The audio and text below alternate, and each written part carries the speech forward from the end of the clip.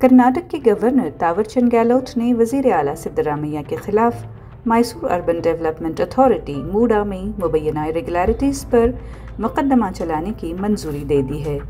Governor secretariat से खुसूसी secretary are Prabhushankar ने एक सरकारी हुक्मनामा जारी करके इस फैसले की तस्दीक की है, जो रियासत में कांग्रेस हुकूमत के लिए एक चैलेंज है। हुक्मनामे में 1988 के प्रिवेंशन ऑफ करप्शन एक्ट की दफ़ा 17 और 2023 के भारतीय नागरिक सुरक्षा संहिता की दफ़ा 218 के तहत मुकदमा चलाने की इजाज़त दी गई है। समाजी कारकुनान प्रदीप कुमार एसपी, टीजे अब्राहम और स्नेहमयी कृष्णा की जानिब से दायर की गई दरखास्तों पर यह केस किया जाएगा। पिटिशनर्स ने वज़ीर आला पर इल्ज़ाम लगाया है कि सिद्धरामैया ने अपने ओहदे का गलत इस्तेमाल करके मैसूर के करीब 3.17 एकड़ ज़मीन के मुताल्लिक़ जाली दस्तावेज़ात तैयार किए हैं और अपनी बीवी के नाम पर मूडा के 14 प्लॉट्स हासिल किए हैं। वज़ीर आला सिद्धरामैया ने इन इल्ज़ामात की तरदीद की है और कहा है कि उनकी हुकूमत इन इल्ज़ामात का सियासी और क़ानूनी तौर पर मुकाबला करने के लिए तैयार है। कर्नाटक काबिना की जानिब से पिटिशन्स मुस्तरद करने की सिफारिश के बावजूद गवर्नर ने मुकदमा चलाने की मंजूरी दे दी है। I will fight it out legally in a court of law because it is an illegal sanction given by the governor who is a puppet of the central government. There is no prima facie case against me or against anybody, and the BJP has no moral right to ask my resignation. It is because the governor is biased towards me, because there is a application pending before the governor of Kumaraswamy. In fact, Lokayukta asked a sanction from the governor in Kumaraswamy's case. That sanction has not been given so far.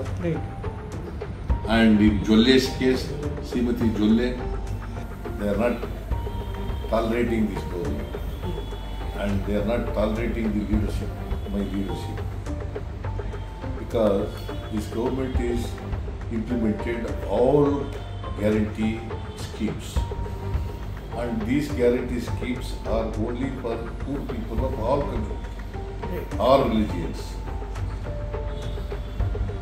So that is why this government is against social justice, against the poor people, against our guarantees. Central government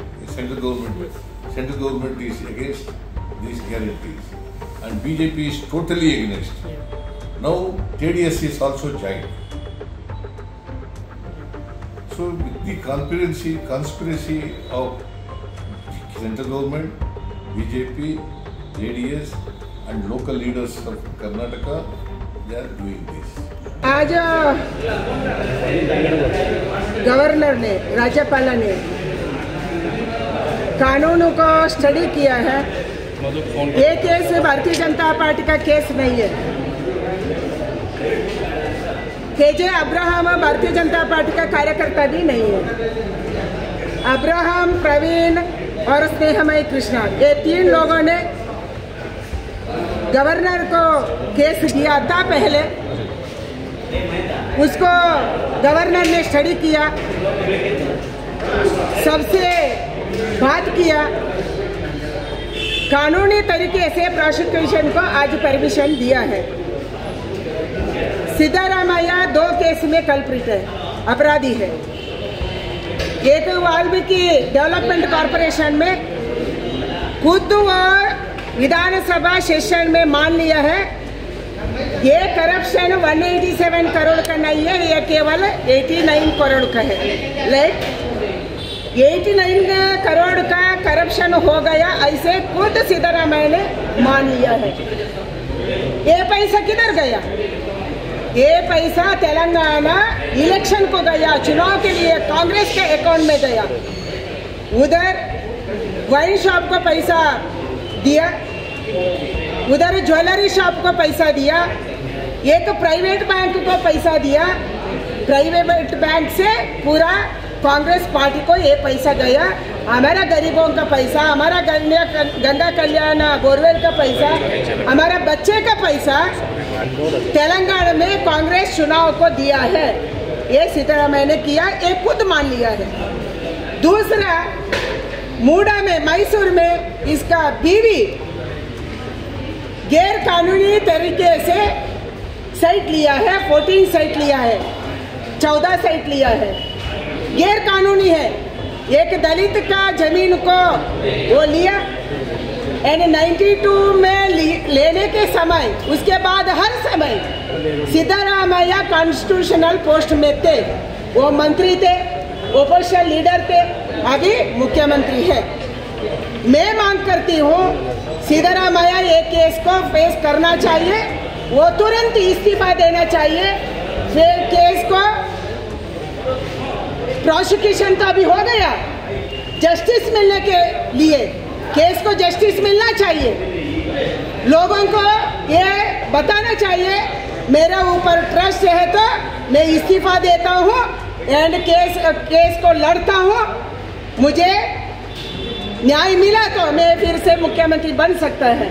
ऐसे ये सिद्धरामैया ने तुरंत इस्तीफा देना, he should resign immediately and face the consequences and face the case. This permission is not based on any report. The sanction has no value or not. It will not sustain in law. So now we have got all the options. We will proceed legally and politically. 100% Government of India is making the governor's office to destabilize the Congress. No. This is the notice given by prosecution given by the government will not sustain in law. ಭಾರತೀಯ ಜನತಾ ಪಕ್ಷ ಮತ್ತು ಜನತಾ ದಳ ಇವತ್ತು ರಾಜ್ಯಪಾಲರ ಕಚೇರಿಯ ಮುಖಾಂತರ ಸರ್ಕಾರವನ್ನ ಅಸ್ಥಿರ ಮಾಡುವಂತ, ಬೆದರಿಸುವಂತ ಕೆಲಸವನ್ನ ಇವತ್ತು ಮಾಡ್ತಾ ಇದ್ದಾರೆ. ಇವತ್ತೇನು ದೂರುದಾರರು ದೂರನ್ನ ಕೊಟ್ಟಿದ್ದಾರೆ, ಆ ದೂರು ಹಿಂದೆ ಯಾವುದೇ ಸಂಸ್ಥೆಗೆ, ಲೋಕಾಯುಕ್ತಕ್ಕಾಗಲಿ ಅಥವಾ ಬೇರೆ ಸಂಬಂಧಪಟ್ಟಂತ ಏಜೆನ್ಸಿಗಳ ಮುಂದೆ ಇವರು ಇವತ್ತವರೆಗೂ ಕೂಡ ದೂರನ್ನ ಕೊಟ್ಟಿಲ್ಲ. ಏಕಾಏಕಿ ರಾಜ್ಯಪಾಲರಿಗೆ ನೇರವಾಗಿ ಕೊಟ್ಬಿಟ್ಟು ತನಿಖೆನೇ ಆಗದೆ, ವಿಚಾರಗಳು ಚರ್ಚೆಗೆ ಆಗದೆ, ಏಕಾಏಕಿ ಪ್ರಾಸಿಕ್ಯೂಷನ್ಗೆ ಅವಕಾಶ ಕೊಟ್ಟಿರ್ತಕ್ಕಂಥದ್ದು ಎಷ್ಟು ಸರಿ ಒಬ್ಬ ಮುಖ್ಯಮಂತ್ರಿಗಳ ಮೇಲೆ ಅಂತಕ್ಕಂಥ. ನಾಳೆ ಎಲ್ಲರೂ ಒಂದೊಂದು ಅರ್ಜಿ ಒಬ್ಬೊಬ್ಬರ ಮೇಲೆ ಕೊಡ್ತಾನೆ ಇರ್ತಾರೆ. ಹಾಗಾದ್ರೆ ಎಲ್ಲರೂ ಅವರು ಪ್ರಾಸಿಕ್ಯೂಷನ್ಗೆ ಪರ್ಮಿಷನ್ ಕೊಡ್ತಾರೆ ಅಂತ ಯಾವ್ದಾರ ಒಂದು ಸಂಸ್ಥೆಯಿಂದ ತನಿಖೆ ಆಗ್ಬೇಕು. ಲೋಕಾಯುಕ್ತದಿಂದ ಆಗ್ಬೇಕು, ಇಲ್ಲ ಪೊಲೀಸ್ ಇಲಾಖೆಯಿಂದ ಆಗ್ಬೇಕು, ಅಥವಾ ಬೇರೆ ಯಾವುದೇ ಸರ್ಕಾರ ನೇಮಿಸ್ತಕ್ಕಂಥ ಸಂಸ್ಥೆಗಳಿಂದ ತನಿಖೆ ಆಗ್ಬೇಕು.